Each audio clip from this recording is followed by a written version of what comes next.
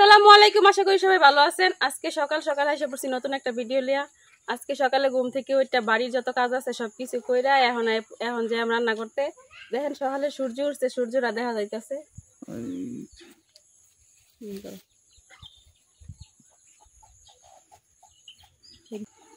বৃষ্টি শেষে আজকে দুই দিন থেকে রোদ উঠতেছে। রোদটা কিন্তু অনেক পাওয়ার রোদের। তো দেখি বাড়িতে যাই ঘরে ইসা মাছ লই আইছি কি ঘরে কিছু থাকলে রেন দিলাও বাবা ভাবি আবার আমার পছন্দের চিংড়ি মাছ নিয়ে আইছে। চিংড়ি মাছ রান্না করতাম, ঘরে দুন্দুল আছে তো দেখি যাইয়া দুন্দুল দিয়া চিংড়ি মাছ দিয়ে রান্না করি আজকে। ভালো হয়েছে, মাছটি নিয়ে আইয়া উপকার করছেন। মাছটি আবার সুন্দর আছে, একবার বড় বড়। এই যে আমি তো এই বাউ দাওয়াত খাই হে বাউ খাই, আমি তো খাই, আমরা এক ফ্যামিলি। এখন যাই বাসায় যাইয়া হেরা দুন্দুল দি বের করে ইসা মাছ দিয়ে রান্না করি। ইসা আমার রোজ সহ্য হইতাছে না, যাও আমি তো ছাতি আনলাম না এখন, আমার ছাতিটা ভারী। এই যে আমার ঘরে 3টা দুন্দুলি আছিল, এখন এই দুন্দুল দিয়ে আর চিংড়ি মাছ দিয়ে রান্না করাম। প্রথমে আমি মাছগুলা পরিষ্কার করে নেই।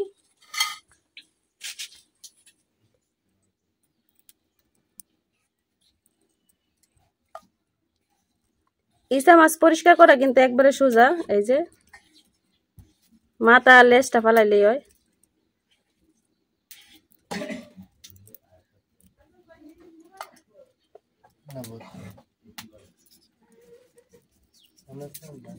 এখন আমি সবগুলা মাছ এভাবে পরিষ্কার করে নেব। মাছগুলা কিন্তু কাটতে আমি পরিষ্কার করে ধুয়ে নিছি, এই যে একবারে পরিষ্কার করে ধুয়ে নিছি। রান্না করার সময় আরেকবার ধুয়ে নেম। আর আমি দুন্দুল গুলাও কাটতে নিছি। এখন তরকারিটা বসানোর লেগে চুলা ধরাই লইয়াম।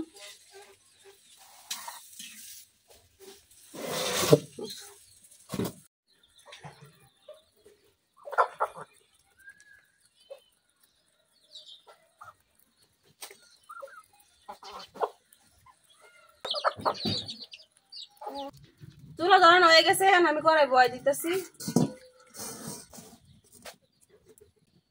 এখন দিয়ে দিতেছি তেল। তেল গরম হয়ে গেছে, এখন আমি কড়াই পেঁয়াজ দিয়ে দিতেছি।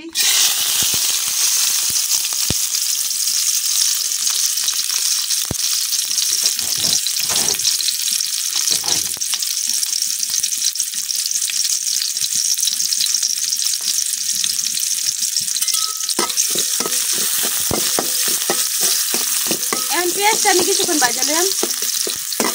পেঁয়াজটা কিন্তু আমি হালকা হালকা করে ভাজা নিচ্ছি। এখন দেখতেছি ইসা মাছগুলো।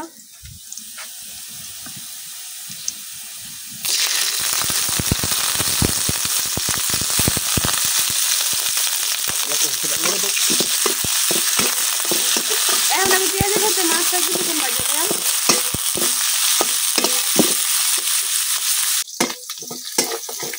পেঁয়াজের সাথে মাছটাও কিন্তু আমি কিছুক্ষণ ভাজা নিচ্ছি। এখন দিয়ে দিচ্ছি একটু আদা রসুন বাটা।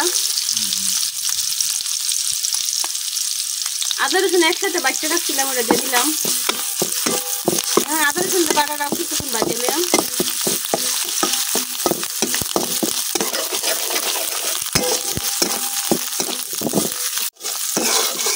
আদা রসুন বাটাটাও কিন্তু আমি কিছুক্ষণ ভাজা লইছি। এখন দিয়ে দিতেছি একটু পানি।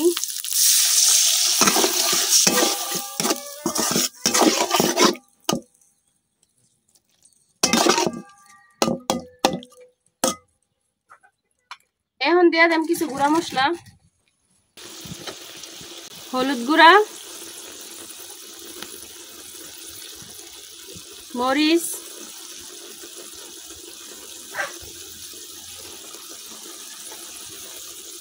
ধনিয়া, লবণ।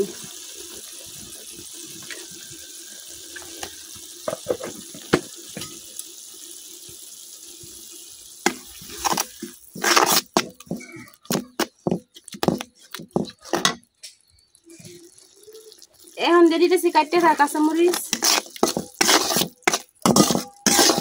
এখন আমি মশলাটা কিছুক্ষণ কষাইলাম।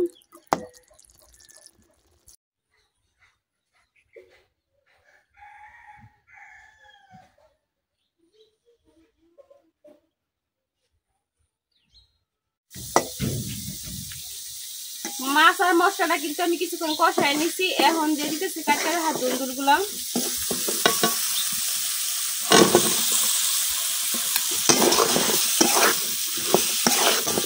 দুন্দুলের সাথে মশলাটা মিশাইলাম। দুন্দুলের সাথে কিন্তু আমি মশলাটা খুব ভালোভাবে মিশাই লইছি। এখন ডাইটকে কিছুক্ষণ কষাইলাম।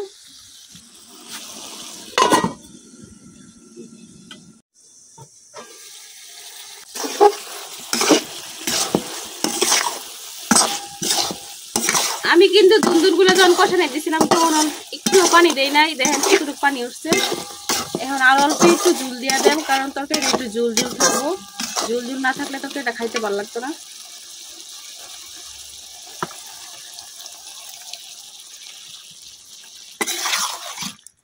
আমি এতটুকু পানি দিয়ে দিছি, দুন্দুল থেকে আরো পানি উঠবো, এই জন্য পানি কম দিছি। এখন তরকারিটা ডাইকে রান্না করে নেম।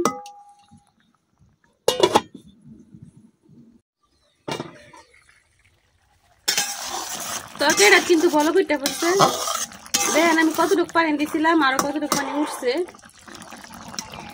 এতটা ঝুল রাখতাম না, আমি আর একটু ঝুল টানাই নিলাম।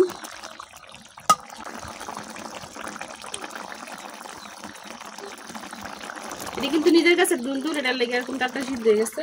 ডাইকে আর কিছু রান্না করে নেম।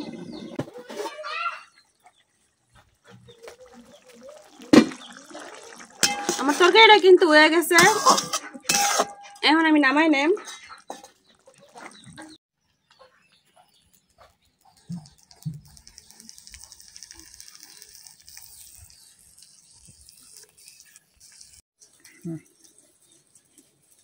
এই যে রান্না হয়ে গেছে আমার দুন্দুল দিয়ে চিংড়ি মাছের তরকারি। দেখেন তরকারিটা কেমন হয়েছে।